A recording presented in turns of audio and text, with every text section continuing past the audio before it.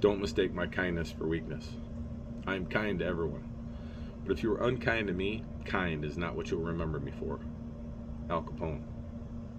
In today's day and age, our ability to show kindness has seemed to kind of slip away. It has become almost sociably unacceptable, almost as if being kind to one another is a sign of weakness. And I, for one, don't believe that it is. I believe it takes a much stronger person to be kind to others than a weak one. In today's world, we were all really busy with our lives and don't really have time for anything except to get our things done. Whether it be school, work, chores, grocery shopping, kids, or just getting where we're going, our society has become so busy that we just don't have time anymore. We don't have time for the people to be in our way or to try to talk to us or slow us down from where we are trying to go, because where we are going is way more important than where they could be going. How many of us have ever had road rage? I know I have. Heck, I even get road rage in the grocery store walking behind slow people sometimes. Our society has become one that, whether we realize it or not, is very unsociable face to face. Oh, we chat on social media and we can like and dislike other stories and jokes. When was the last time we stopped and spoke to someone we didn't know, or held the door for the next person, or said a kind word to a passerby?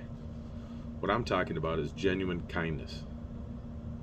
Kindness can be more powerful than we can even imagine sometimes. Something so simple as saying hello to someone has the power to change someone's whole mood or even their day. A simple act of kindness is like a drop of water in a calm pond. It has a ripple effect. Someone holds the door for someone else, and the next time that person holds the door for another. It seems something so simple, and yet it's not.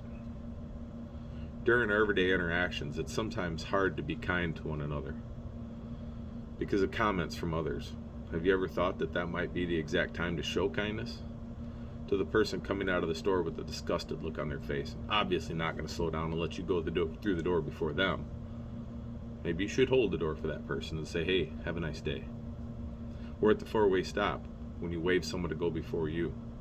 Or maybe at the store, you'll allow someone to get in front of you because they only have a few things compared to you. Maybe if you just take a few extra minutes and listen to a family member talk about something, even if it's boring to you. These are all simple acts of kindness that seem so minuscule when you say them out loud, and yet we don't do these and so many more on a daily basis. Maybe we're afraid to not be cool. Maybe we don't want to be thought of as a weirdo, and that's the reason we don't compliment someone's new shoes, or how someone looks today, or even, wow, good answer. It's almost as if our society is afraid to be nice to one another, because it's so rare in today's day and age that most people don't know how to react or even trust it. If I, as a man, say nice shoes to a woman at the gym, I'm either hitting on her or she might think I'm gay, because our first thought is there's no way he's just being nice to me for no reason. Where's the ulterior motive? And yet that same person would feel completely different if they trusted that there was no ulterior motive and it was just a compliment. With that said, you must just be a little bit more selective with how you show kindness to others in today's world. But I believe, just like the person with the disgusted look on their face coming out of the store, our world needs kindness now more than ever. Showing kindness to others can also have a wonderful effect on the person showing the kindness as well. According to www.mayoclinichealthsystem.org, doing nice things for others boosts your serotonin levels, the neurotransmitter responsible for feelings of satisfaction and well-being. Like exercise releases endorphins, a phenomenon known as the helper's high. Here's an example of an act of kindness that changed a life. An article from the Random Acts of Kindness Foundation tells a story of a high school girl who was painting a homecoming banner with her friends at school one afternoon in the hallway, but kept having to go inside the bathroom to wash out the messy brushes. She noticed a girl standing in the bathroom quietly sobbing to herself. Everyone else kept passing this girl by, pretending she wasn't even there. She herself had spent several years in high school standing in the bathrooms crying because she suffered from depression and anxiety. It triggered something inside her, so she stopped, despite being a little shy when it comes to approaching strangers. She asked the girl if she was okay, even though she knew she wasn't. The girl shook her head no, and I told her she wasn't alone, and that I would do anything she needed me to do to help ease the pain she was in. The school day was almost over, though, and the girl had to catch a ride. So I gave the girl my phone number and made the girl promise to text me that night so we could talk and she wouldn't have to cope alone.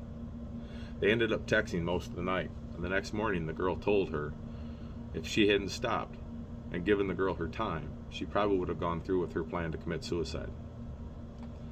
I had no idea as we were standing there in the bathroom that she was about to take her own life, and that the act seemed so small to me made all the difference in her life. It made all those sayings about the power of kindness suddenly seem true, the other girl said. The older girl that stopped in the bathroom that day later went on to find work so she could help those who were struggling with mental illness, and today runs an organization called Fight for Your Infinity to bring light to those who currently can't see it themselves.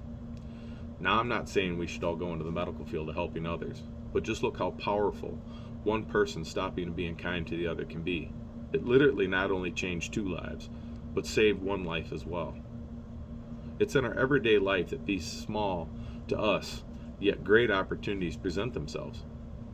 And it's normally something as simple as holding a door, a nice comment to make someone feel good about themselves, or even just a good morning, how are you today? And then actually listening to the response that can change people's day.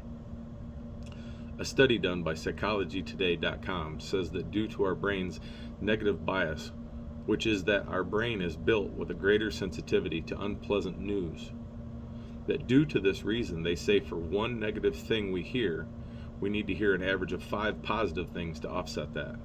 That's crazy to me to think about. But if you do investigate it, we tend to hold the negative comments longer than the positive ones. And with that said, is yet another reason why we should try to not only say, but show kindness to others. Because if nothing else, it sure looks like we need some positive comments and acts of kindness in our life, especially right now. Finally, I guess my point I'm trying to get across is that it takes almost no effort to really completely change someone's point of view, mood, or even their day. With that said, not only put a smile on your face and greet our neighbors with kindness, it will only make the other person feel better, but it will make you feel better as well. It's a win-win. Thank you for listening, and have a great day. And remember, if you're going to be anything today, be kind.